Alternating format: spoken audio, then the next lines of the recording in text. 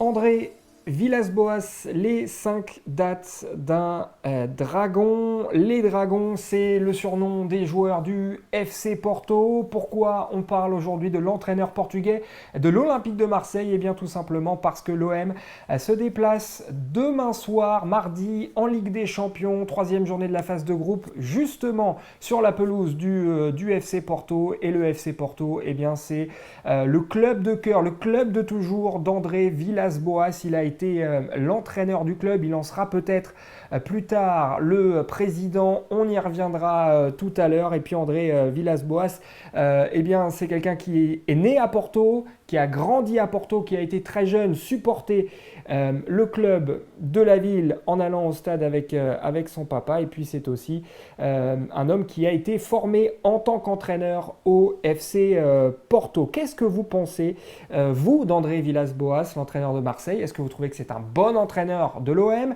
Est-ce que vous pensez qu'il peut amener l'OM encore plus loin? On sait qu'il y a cette présence en Ligue des Champions, certes au terme d'une saison dernière qui a été tronquée par le Covid-19, mais est-ce que vous pensez qu'il peut emmener l'OM encore plus loin?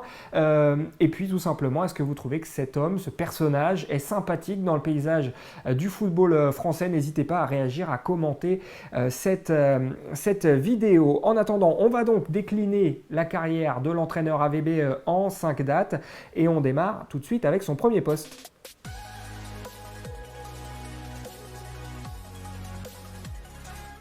Et le premier poste d'André Villas-Boas, c'est un peu surprenant.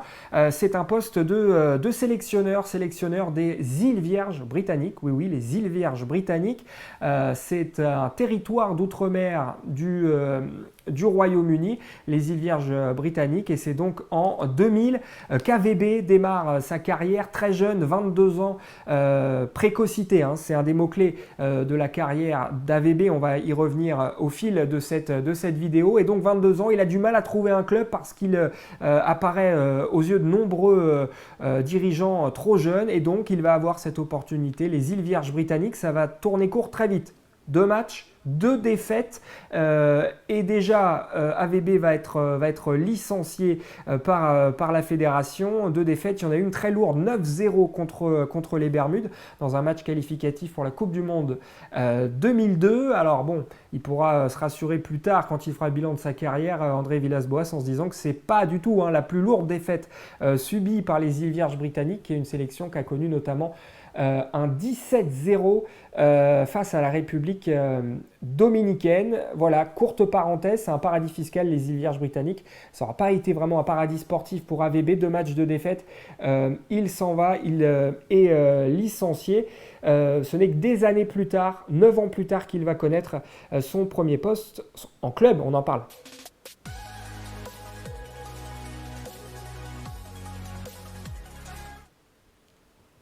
Voilà, et ce premier poste pour André Villas-Boas, ça va être en 2009. On va évidemment en parler dans quelques secondes, mais entre-temps, quand même, entre 2000 et 2009, il s'est passé plein de choses pour André Villas-Boas. Il y a eu d'abord tout un travail avec cet homme que vous reconnaissez forcément, en José Mourinho, aux côtés d'André Villas-Boas, The Special One, comme on l'a appelé après son passage donc du côté de Chelsea.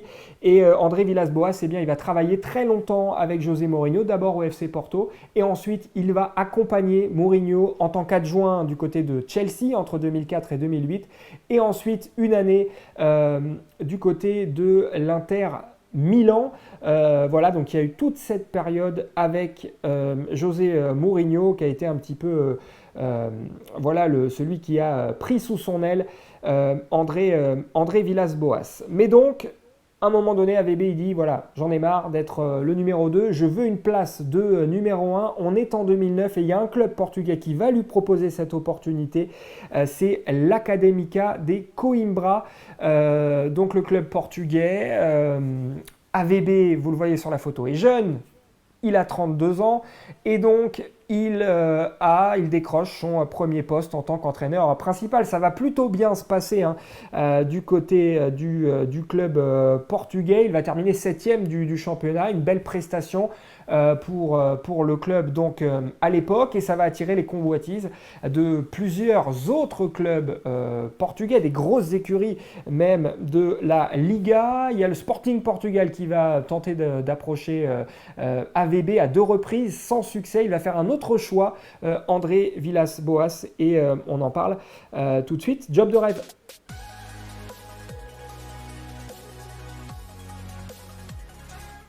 Voilà, et le job de rêve, vous l'aurez certainement déjà compris, eh bien, c'est de prendre la tête du FC Porto. On est donc en 2010 et c'est le poste donc, de ses rêves pour André Villas-Boas qui va faire une saison là aussi de rêve en Liga, en championnat invaincu. Les Dragons de Porto avec AVB à leur tête. 27 victoires, 3 nuls, 0 défaite. Le bilan en championnat donc pour André Villas-Boas. Mais bien plus que ça, il va y avoir également un quadruplé au terme de cette saison pour les hommes donc entraînés par l'actuel coach de Marseille, un quadruplé dont un titre en Ligue Europa. Vous voyez sur cette image, AVB est célébré par les joueurs du FC Porto. Victoire 1-0 en finale de Ligue Europa face aux compatriotes du Sporting Braga, 33 ans et 213 jours.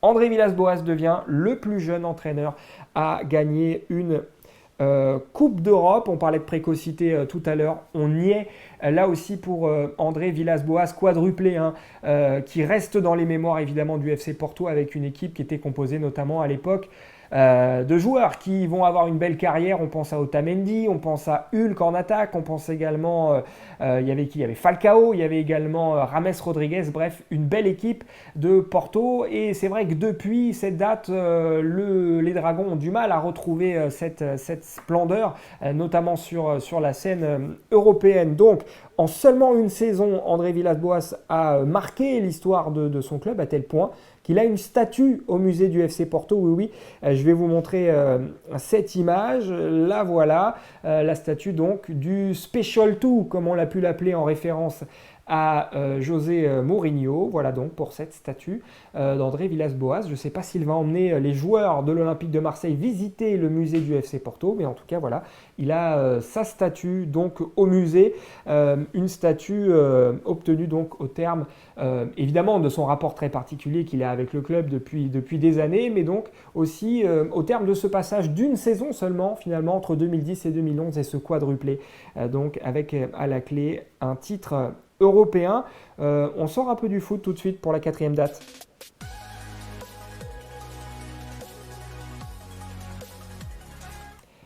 Le Dakar, pourquoi le Dakar? Parce que André Villas-Boas, eh bien, c'est un féru de mécanique. Regardez cette image, il a fait le Paris-Dakar. On est donc en 2018, un petit peu une tradition familiale. Son oncle, en 1982, était devenu le premier Portugais à participer au célébrissime Rallye Raid.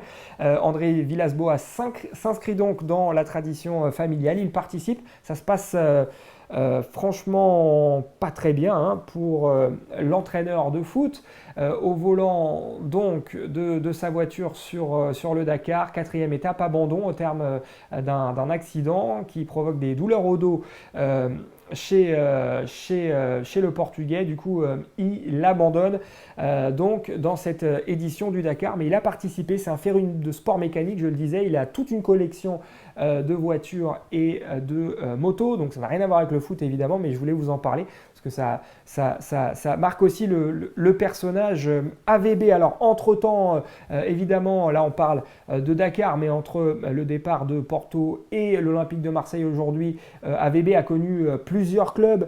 Il y a eu évidemment Chelsea d'abord dans la foulée du quadruplé à Porto, avec un transfert, si l'on peut dire, 15 millions d'euros à l'époque, déboursé par Chelsea pour faire venir André Villas-Boas chez les Blues. Une seule saison, même pas, puisqu'en mars 2012, il va être débarqué de son poste d'entraîneur donc de Chelsea.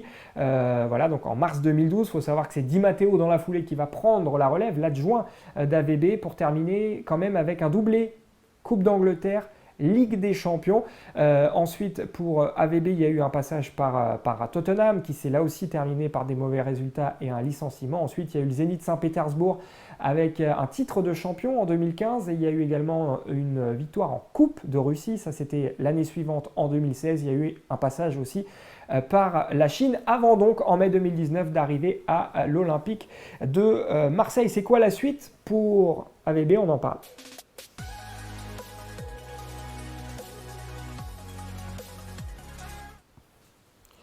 Fin de carrière, pourquoi fin de carrière? Parce que l'actuel entraîneur de l'OM, André Villas-Boas, eh bien, il a déjà annoncé que la fin de sa carrière, eh bien, ce serait pour 2024. Voilà, il souhaite ne pas aller plus loin. C'est l'horizon qu'il s'est fixé pour arrêter d'entraîner donc des équipes. Et cette date tombe plutôt bien parce que 2024, c'est le moment où le FC Porto va élire un nouveau président à la tête de son club. Actuellement, le président des Dragons, c'est Pinto da Costa. Il est en place depuis 1982, bref, un président historique. Et voilà ce qu'il dit à propos d'AVB. André Villas-Boas serait un bon président pour le FC Porto.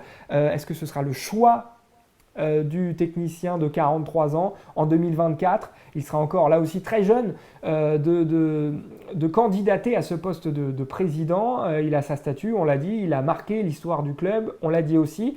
Il ferait donc partie incontestablement des favoris s'il venait à se présenter à ce poste.